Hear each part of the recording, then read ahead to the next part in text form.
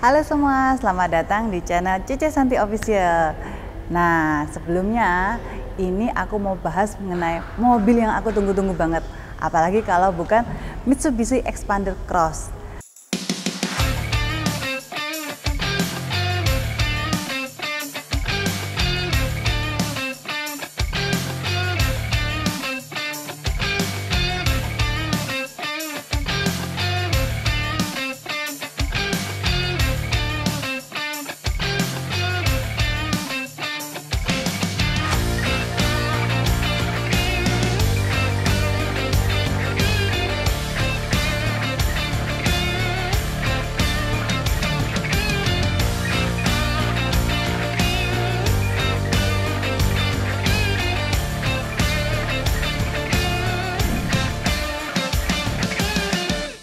Mitsubishi Xpander pertama kali di launching di Indonesia pada tahun 2017 di Gias, dan mobil ini bermain di segmen LMPV. Dan di awal peluncurannya, mobil ini sudah berhasil melakukan penjualan kurang lebih 9.500 SPK. Hal ini membuktikan bahwa Mitsubishi Xpander mampu menghasilkan sesuatu yang fresh dan dapat menjawab kebutuhan masyarakat Indonesia. Dan di tahun 2022 ini, Mitsubishi Xpander Cross mendapatkan major facelift, baik dari sisi interior maupun dari sisi eksterior serta desainnya. Mau tahu apa aja perubahannya? Yuk terus ikuti aku. Kalau kita lihat sekilas ya, mobil ini terlihat lebih berotot. Kita bisa lihat juga beberapa garis atau lekukan pada sisi-sisi mobil ini. Nggak heran, banyak juga yang menjuluki mobil ini sebagai Baby Pajero Sport. Nah, menurut kalian cocok nggak Xpander Cross ini disebut Baby Pajero Sport? Tulis komen di bawah ya. Overall, mobil ini masih menggunakan desain dynamic shield seperti sebelumnya, dengan beberapa perubahan seperti dari sisi headlamp sekarang sudah menggunakan desain terbaru ya, yaitu T-shape. Dan untuk lampu yang digunakan sudah menggunakan LED, baik untuk lampu utamanya maupun untuk lampu fog lamp. Di bagian depan juga terdapat kamera pada bagian grill. Jujur aja, menurutku desain bumper dari Xpander Cross ini lebih gagah dan lebih keren dari generasi sebelumnya ya.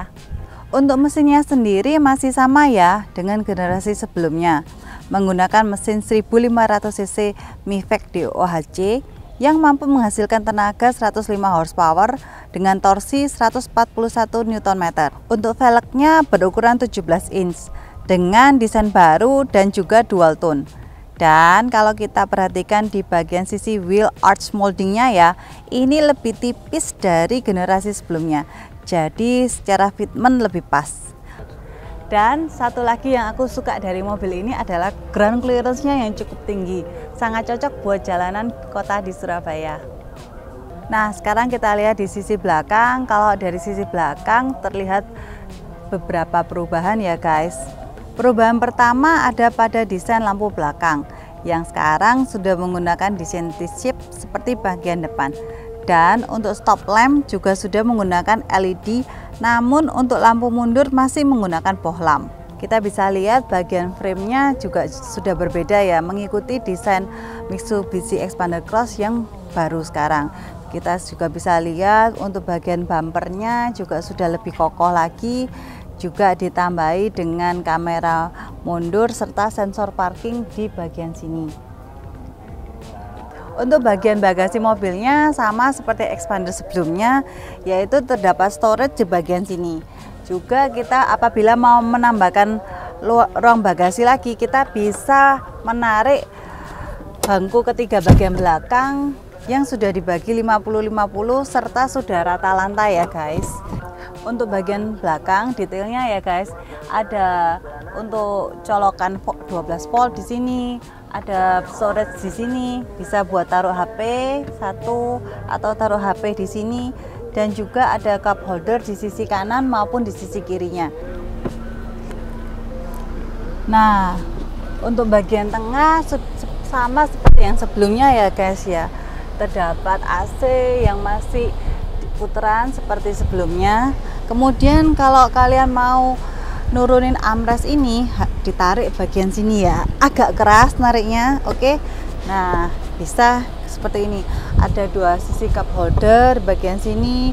Untuk bagian ini juga ada colokan listrik ya. Bisa Type C dan bisa colokan listrik biasa. Oh ya, ini udah aku setir. Ini agak maju daripada biasanya, tapi kita bisa lihat ya, dengan tinggiku segini, luas kakinya itu masih banyak ya. Tinggiku 165 guys. Nah, untuk headroomnya sendiri ini sangat besar ya. Jadi sangat cocok buat mobil keluarga maupun bagi orang yang punya tinggi badan yang tinggi. Oh ya, untuk tipe tertinggi seperti yang aku review pada hari ini, terdapat perbedaan pada liter seatnya, yaitu liter seatnya menggunakan liter seat dual tone, yaitu warna biru dan hitam. Sekarang kita bahas bagian depannya. Nah, ini baru bener. Kebanyakan yang punya Mitsubishi Xpander selalu melakukan upgrade di sisi setir. Setirnya ini sekarang udah pakai setirnya Pajero Sport ya. Jadi karena setir ini lebih enak digenggam dan lebih mantap lagi. Dan nggak hanya di situ aja, sampai pada bagian speedometernya juga menggunakan speedometer dari Pajero Sport. Untuk bagian setirnya di bagian kiri terdapat tombol untuk pengaturan MID dan pengaturan head unit seperti volume maupun next songs. Di sisi kanan terdapat tombol untuk cruise control. Jadi buat kalian yang mau beli mobil ini udah hemat banget ya, karena udah nggak perlu lagi ganti setir maupun ganti speedometernya. Nah, sekarang kita lihat untuk head unitnya sendiri masih sama menggunakan tipe yang sebelumnya, tipe 9 inch dengan floating system. Head unit ini sudah oke ya, sudah memiliki fitur Apple CarPlay dan Android Auto. Jadi secara mobilitas sudah sangat oke ya head unit ini. Nah, kekurangannya sebetulnya ada pada hasil kamera 360-nya ya. Kalau menurut saya gambarnya kurang tajam. Ini entah dari kameranya atau dari resolusi head unitnya. Untuk transmisinya sendiri sama seperti generasi sebelumnya, tapi belum Trictonic. Tapi sudah diberikan rem parking elektrik dan auto hold. Oh ya, untuk tipe rem parking elektrik ini hanya untuk tipe Matic ya. Kalau kalian membeli tipe manual masih menggunakan otot. Untuk bagian dashboardnya sendiri kita bisa lihat ini masih sama seperti yang sebelumnya, masih plastik. Ini masih soft touch dengan aksen biru ya. Juga ada aksen-aksen karbon yang ada silvernya. Untuk storage-nya kita bisa lihat di sini cocok buat taruh tisu basah, tisu kering maupun surat-surat kayak gini ya. Kemudian sayangnya untuk ini belum soft opening. Jadi kalau buka masih bunyi yang agak kasar juga ya. Untuk penyimpanan selain di sini ada cup holder 2, di sini juga ada penyimpanan yang cukup dalam ya. Jadi untuk barang-barang keperluan kita bisa dimasukin sini juga ya. Standarnya ada cup holder yang cukup besar di pintu sampingnya. Wah, cuacanya hari ini cukup panas ya guys ya. Nah, itu tadi reviewku tentang eksterior dan interior New Xpander Cross. Sekarang kita coba gimana sih rasanya berkendara dengan mobil ini.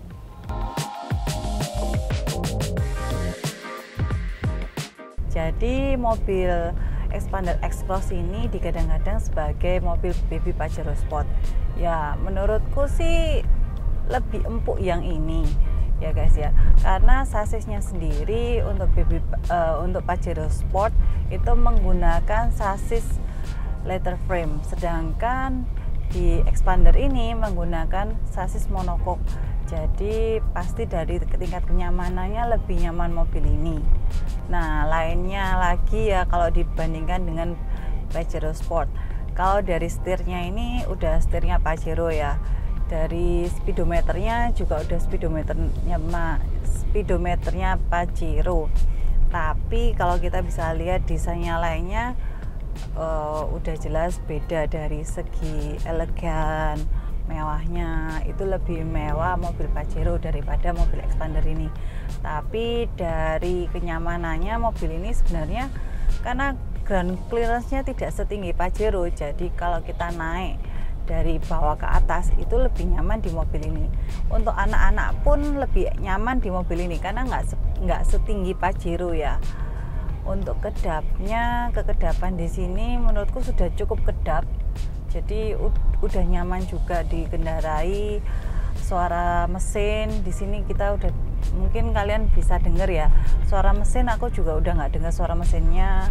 Suara kendaraan di luar masih kedengeran. Justru harus kedengeran sedikit ya, supaya kita lebih wawas lagi. Nah, secara head to head ya, mobil ini kelasnya dengan mobil apa?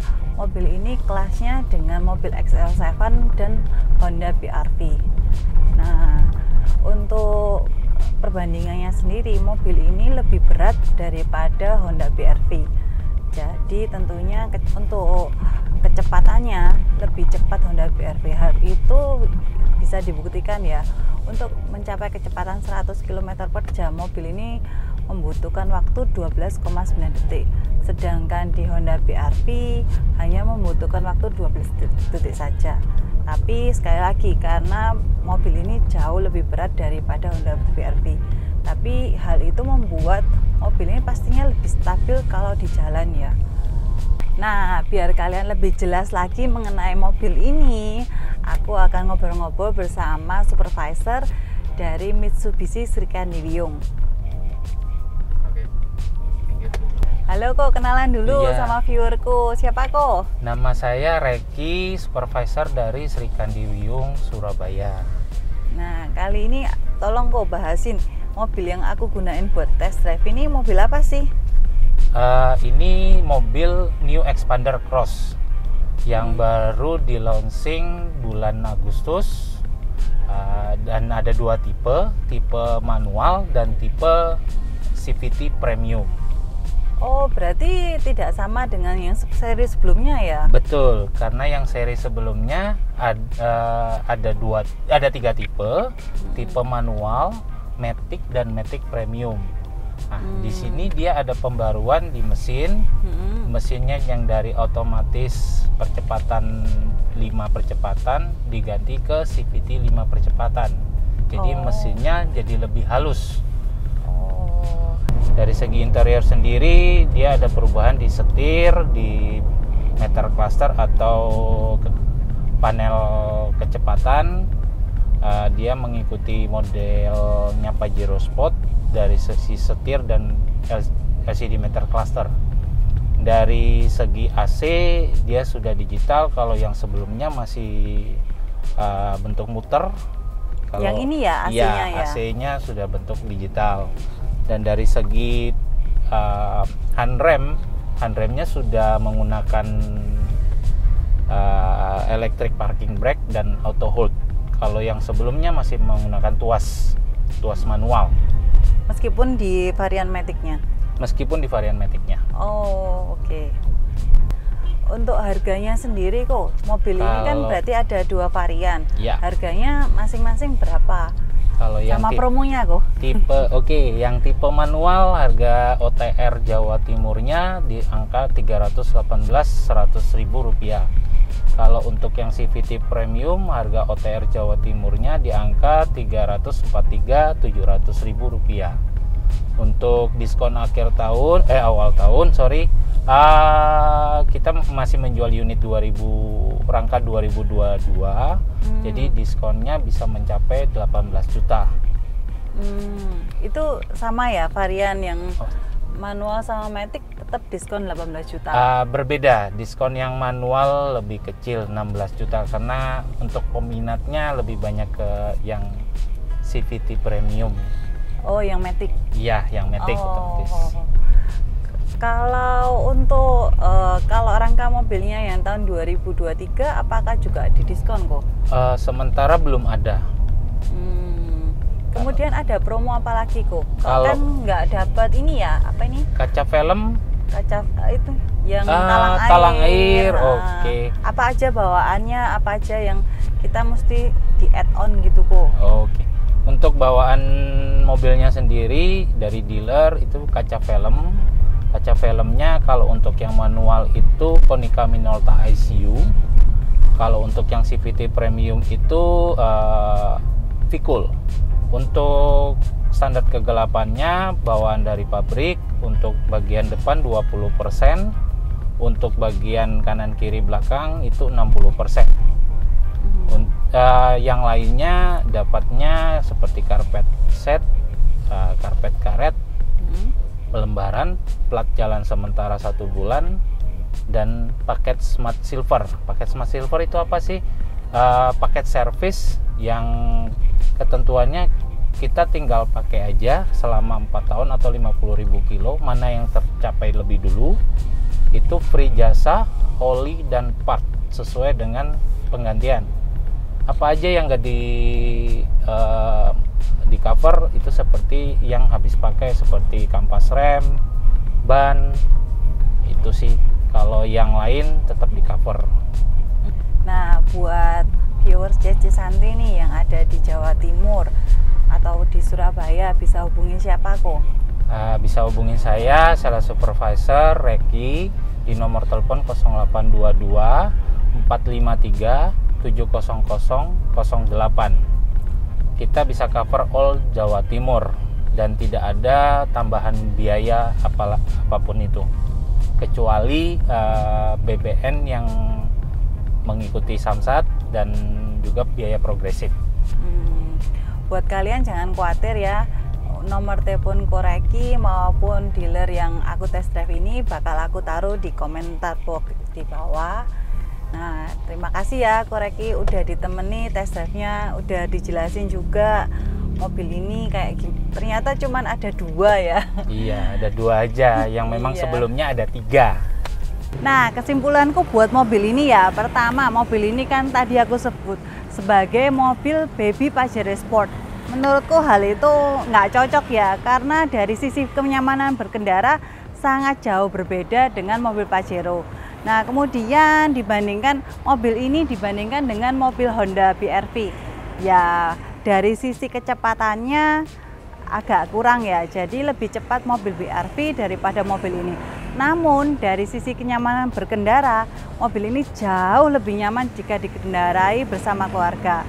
Sekian review dari aku, jangan lupa untuk like, komen, dan subscribe. Juga bagikan video ini buat keluarga kalian yang membutuhkan. See you guys!